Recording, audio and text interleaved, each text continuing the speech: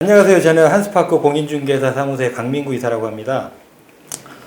저는 지금 폭풍 전야의 주택시장을 보면서 왜 이런 폭풍 전야의 이 주택시장이 이렇게 왔나에 대해서 일단 여러 가지 조건을 가지고 한번 보려고 합니다. 일반 분들은 수요 공급만 보고 계시는데 제가 보는 관점에서는 2008년 리먼이 터지고 나서 미국이 3.5조 달러, 우리나라 돈은 한 4천조 정도가 풀려가지고 그 돈이 전 세계를 돌아다니면서 지금 부동산 시장을 자극하고 있다고 좀 보고 있고요.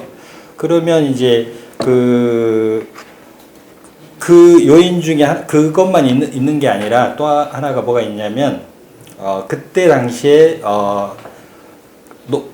이명박 대통령이 계실 때 G20이 우리나라에 그때 열렸었는데 그때 당시에 폐막할 때 어떤 레전드가 있었냐면 금리 낮추고 돈 풀자, 같이 경제를 살리자 해서 G20이 공조를 했습니다. 근데 저는 그 모습을 보고 나서 앞으로 그 자산 가격이 폭등할 수밖에 없겠구나 이렇게 지금 판단을 했었는데, 그 이유가 왜 그러냐면 일단 전 세계가 경기가 안 좋아지고 실업률이 늘어나게 되면 첫 번째 금리 낮추고 돈을 풀게 돼 있습니다.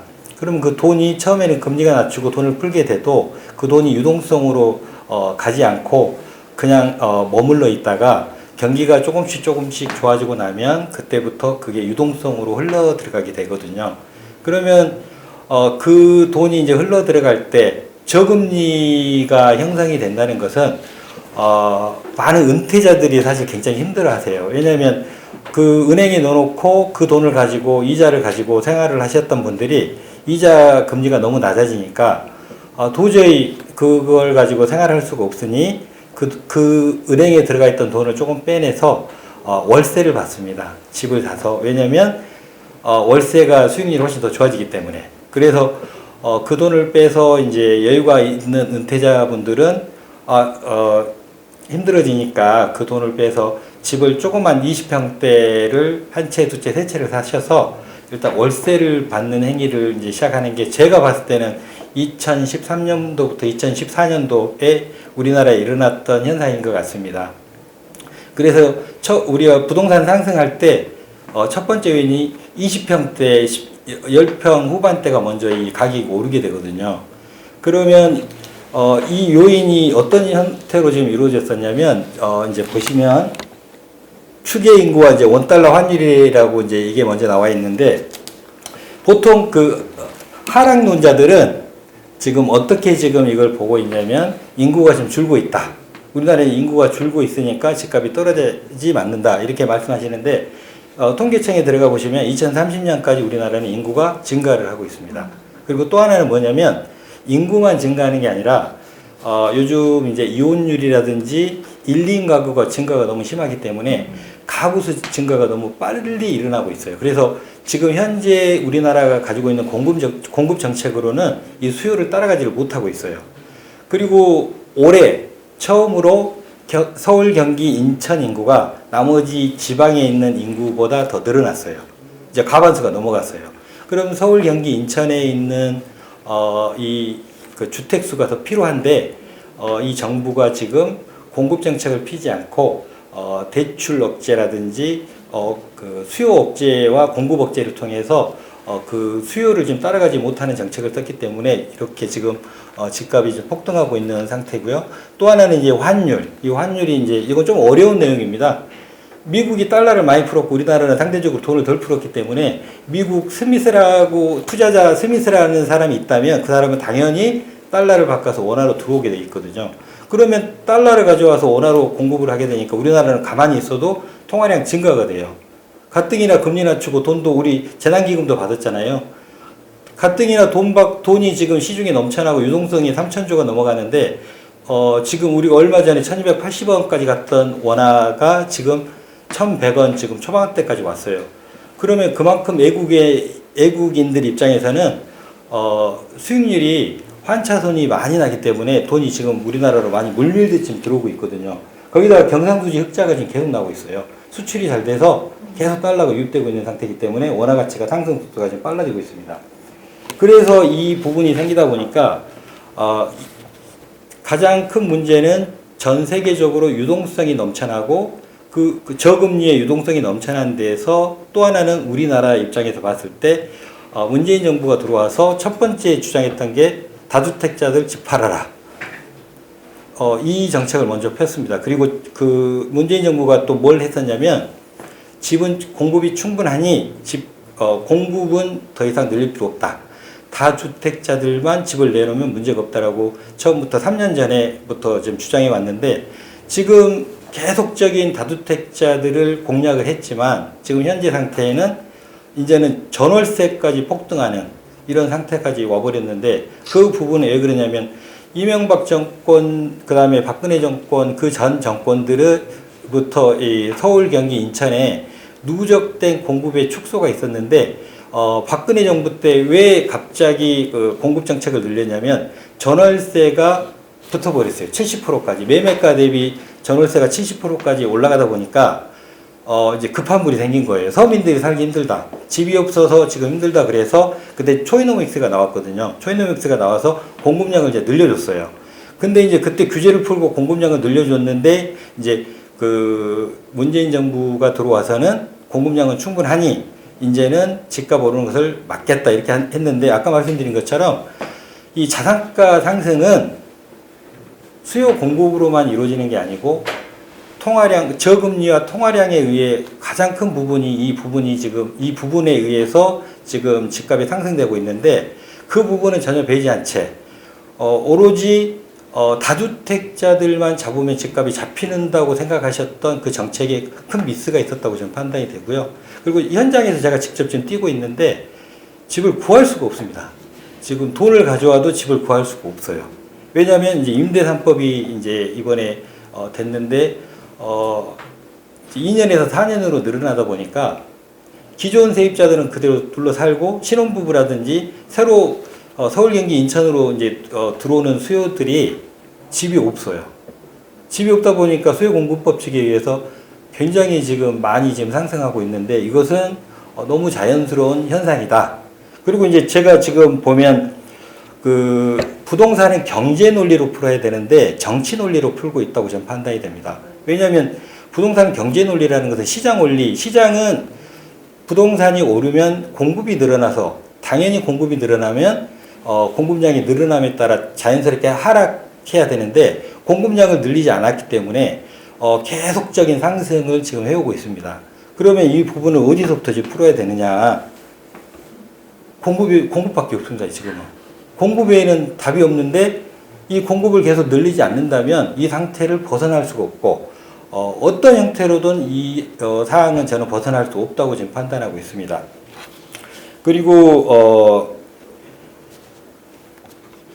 지금 우리나라 지금 시장을 보면 취등록세도 뭐 가장 전 세계 높고 보유세도 가장 높고 양도소득세도 가장 높고 이것은 시장을 어떤 형태로 만든다. 이 상태가 만약에 앞으로 3년, 4년, 5년 더 지속이 된다면 우리나라는 공급이 아예 축소가 돼서 집값을 잡을 수가 없어요. 왜냐하면 집이 없는데 무슨 수로 잡습니까 이게. 그래도 공급을 늘려주려면 재건축, 재개발을 풀어주고 그 다음에 자꾸 공급량을 늘려줘야지 이 부분이 해결이 되지 근본적인 것은 하지 않으면서 다른 논리로 계속 간다면 결국은 올해보다는 저는 그래서 폭풍전야라고 지금 제가 이게 제목이 돼 있는 부분이 저는 내년 3월 달이 두렵습니다.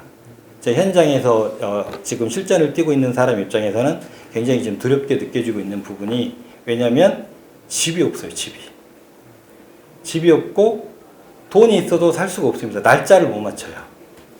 저 얼마 전에 제 손님이 저한테 와서 세 군데를 강남, 잠실, 강동구를 저한테 찍어주면서 이 세 군데에서 매매를 할 수 있게 도와달라고 했는데 이분이 2월 22일부터 28일까지 입주를 해야 되는데 그 날짜를 못 맞춰서 결국 제가 전화드려서 제가 할 수 없습니다 하고 포기했거든요.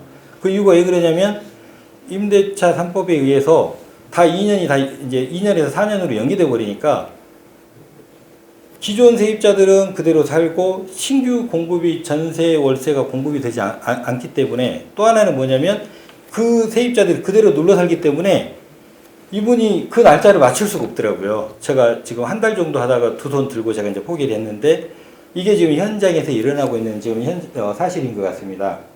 그리고 이제 지금은 이제 제가 더 두려워하는 게 뭐냐면 그동안에 매매가만 올랐는데 임대 3법을 통해서 이제 전세가 월세가 다 같이 동반 상승을 하게 됐어요. 다시 이게 붙어버리면 매매가를 이제 밀어붙여 버리거든요. 그러면 매매가가 다시 올라가면 다시 공급은 없고 전세도 없고 월세도 없는데 이거 어떻게 잡을 건지 저는 이해가 되지 않고요. 현장에서 지금 제가 움직이는 사람으로서는요. 그리고 이제 그 미분양 주택 현황이라든지 그 주택 소비자 심리 지수를 보면 미분양 주택이 지금 감소한다는 것은 무슨 말이냐면 사람들이 주택이 없으니까 그 미분양이라는 소리는 뭐냐면 옛날에 입지가 떨어진대요. 집지가 떨어지면서 가격이 비싸기 때문에 사람들이 선호하지 않았던 그 주택이 지금 감소한다는 소리는 뭐냐면 어쩔 수 없이 산다는 거예요. 이제 방법이 없으니까. 왜냐하면 전세 구하러 갔는데 전세 구할 데가 없어요. 그러니까 미분양이라도 사는 거예요. 그래서 미분양 지수가 지금 엄청나게 지금 떨어지고 있고요. 그리고 이제 저기 그 소비자 심리 지수 부동산은 왜 저렇게 됐냐면 계속 집값이 옛날에 정부 정책에 의해서 집값이 떨어질 거라고 생각하셨던 분들이 계속 기다리는데 계속 올라요. 그러니까 이제 어느 날 갑자기 불안해지기 시작하고 불안하니까 지금 이제 매수에 들어갔어요. 근데 매수에 들어갔는데 집이 없어요. 그래서 계속 상승을 지금 하고 있습니다. 그래서 지금 제가 이제 폭풍 전야라고 하는 게 이게 내년에 저는 더욱더 심각하게 된다고 지금 보고 있고요. 그 다음에 이제 이 공급이 늘어나려면 주택 건설 인허가 실적이 지금 늘어나야 되는데 지금 바닥을 기고 있잖아요. 지금 보시면. 왜 바닥을 기고 있냐면 규제가 심하고 그 다음에 대출을 안 해주고 그러니까 일단 건설회사들이 공급을 안 해요. 그리고 이 공급이 건설회사에 공급을 하려면 서울에는 땅이 없기 때문에 재개발 재건축이 계속 이루어져야 되는데 재개발 재건축이 이루어지지 않으니 주택을 지을 수가 없어요. 새 아파트가. 그래서 지금 계속 인허가 실적은 지금 바닥이고 또 하나는 뭐냐면 주담대 금리가 이렇게 지금 낮잖아요. 계속. 주택담보대출 금리입니다. 왜냐하면 지금 코로나 터져가지고 올 초에 우리 한 3월 달에 코로나 터지고 나서 미 연준에서 페드에서 무슨 행위를 했냐면 금리 제로로 만들고 지금 한 3.2조 달러 정도 지금 뿌렸어요. 그러면 그 유동성이 또 들어오는 거잖아요. 미국 달러는 기축통화이기 때문에 전 세계에 그 돈이 다 흘러다니거든요. 거기다가 우리 다 재난기금 다 받으셨죠. 재난기금을 저도 받고 모든 분이 다 받으셨어요. 그 소리는 뭐냐면 재난기금이 정부에서 다이렉트로 우리 소비자들한테 왔다는 소리는 뭐냐면 앞으로 인플레이션의 심각한 우려가 저는 된다고 지금 보고 있습니다. 왜냐하면 그 2008년도에 리먼 터졌을 때는 은행이나 이 금융권의 부실이었기 때문에 그쪽에 돈을 줬어요. 그 돈을 맞추다 보니까 이 소비자들한테 대출이 안 돼서 인플레이션이 좀 억제가 된 부분이 있었는데 이번에는 어떤 문제가 터지냐. 코로나는 직접 일을 할 수 없기 때문에 직접 소비자들한테 돈을 줬습니다. 그러면 그 돈이 우리가 직접 받고 그 돈을 직접 우리가 썼기 때문에 그것은 지금 M2 통화량이 급격히 지금 증가하고 있다는 증거예요. 그리고 이제 지금 보시면 지역별 공동주택 실거래가 지수를 보시면 계속 실거래가가 올라가고 있어요. 왜냐하면 이것은 그 통화량과 저금리와 많은 그 유동성에 의해서 집값이 상승하고 있는데 거기 플러스 공급량이 축소됐기 때문에 지속 상승을 하고 있습니다. 지속 상승을 지금 하고 있고 그 다음에 매매 가격 지수도 계속 지금 상승을 하고 있어요.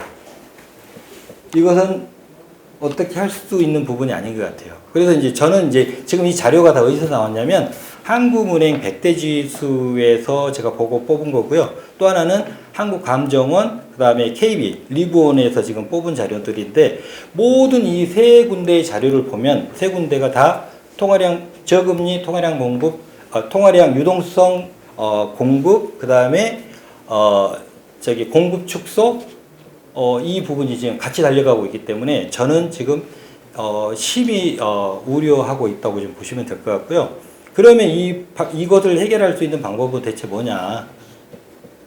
방법은 저는 하나밖에 없습니다. 공급을 늘릴 수밖에 없다.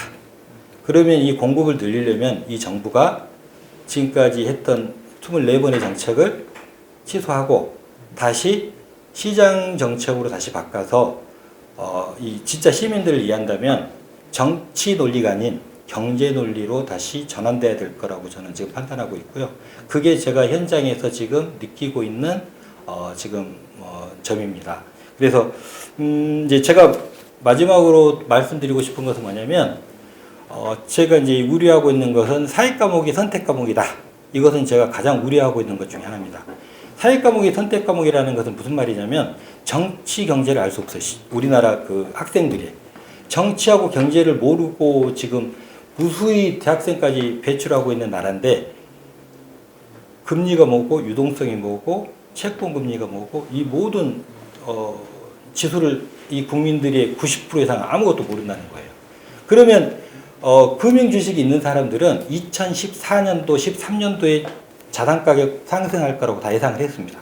왜 그렇게 생각할 수밖에 없었냐면 한국은행이나 연준에 들어가서 M2 통화량 증가만 확인했어도 앞으로 자산 가격이 상승할 수밖에 없겠구나. 그때 정부는 대비하고 정부가 공급을 늘리고 그리고 아까 말씀드린 것처럼 부동산에 몰릴 수 있는 자금을 여러 그 투자처로 돌려줬어야 되는데 그 부분을 미리서 예견하지 않고 내 앞에 닥쳤을 때 지금 준비를 하다 보니까 우왕좌왕하고 아무것도 대처할 수 없다고 지금 판단하고 있습니다. 이게 지금 제가 보는 시장이고 지금 이게 저희 나라의 지금 우리나라의 문제점이라고 지금 파악하고 있습니다. 감사합니다.